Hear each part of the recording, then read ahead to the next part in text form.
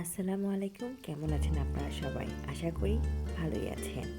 আজকে আমি আপনাদের কাছে নিয়ে এলাম রূপচাঁদা মাছের দো পেঁয়াজু। সবসময় তো আমরা ফ্রাই খাই, আজকে না হয় দো পেঁয়াজু খেলাম। তো চলুন রেসিপিটি দেখে নেওয়া যাক। তো প্রথমে মাছগুলোকে আমি ভালো করে পরিষ্কার করে কেটে নিচ্ছি, আর এই পরিষ্কার ক্ষেত্রে আপনাদের ভাই আমাকে সাহায্য করছে। তো মাছের লেজ, তারপরে পাখনা পুখনা কেটে নিলাম। আর এগুলোকে কেটে নেওয়ার পর এখন আমি পরিষ্কার পানিতে ভালো করে ধুয়ে নেব। মাছগুলোকে পরিষ্কার করার পরে এখন এগুলোকে ম্যারিনেট করব।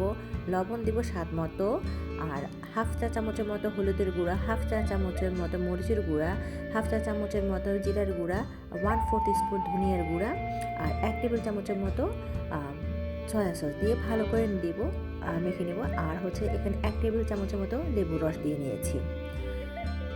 এই পর্যায়ে আমি ফ্রাই প্যানে সয়াবিন তেল দিয়ে মাছগুলোকে ভেজে নিচ্ছি। তো আমি আলতো করে উঠিয়ে নিচ্ছি যাতে মাছগুলো ভেঙে না যায়। তো আমার এক পার্ট হয়ে গেছে। তো আমার মাছগুলো ভেজে নেওয়ার পরে ওই তেলে আমি পেঁয়াজ কুচিগুলো দিয়ে দিলাম, এখানে 1.5 কাপের মতো। তো দো পেঁয়াজুতে পেঁয়াজ কুচি বেশি না হলে ভালোই লাগে না। আর হাফ চা চামচের মতো আমি রসুন বাটা দিয়ে দিচ্ছি। একটা টমেটো বড় সাইজের কুচি করে আমি এখানে দিয়ে দিলাম। তো ভালো করে নেড়ে চেড়ে নিচ্ছি। আর এখন স্বাদ মতো লবণ দিয়ে দিলাম, হাফ চা চামচের মতো হলুদের গুঁড়ো, হাফ চা চামচের মতো মরিচের গুঁড়ো দিয়ে ভালো করে নেড়ে চেড়ে নিচ্ছি। সাথে আধা চা চামচের মতো জিরার গুঁড়া দিলাম। আর এগুলোকে ভালো করে কষিয়ে নিচ্ছি। আর একটু সামান্য পরিমাণে পানি দিচ্ছি যাতে মশলাগুলো না পুড়ে যায়। তো এখানে আমি রূপচাঁদা মাছগুলো দিয়ে সামান্য পরিমাণ পানি দিয়ে দিলাম। এখন 10 মিনিটের জন্য ঢাকনা দিয়ে ঢেকে দিলাম।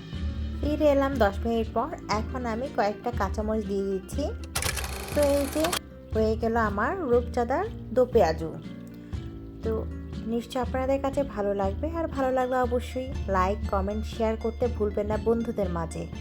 আর যারা আমার চ্যানেলটি সাবস্ক্রাইব করেছেন তাদেরকে অসংখ্য ধন্যবাদ। আর যারা আমার চ্যানেলটিকে সাবস্ক্রাইব করেনি, প্লিজ সাবস্ক্রাইব করে আমার পাশে থাকবেন। নিত্য নতুন রেসিপি পেতে আমাকে উৎসাহ দিবেন। তো ধন্যবাদ। আল্লাহ হাফেজ সকলকে।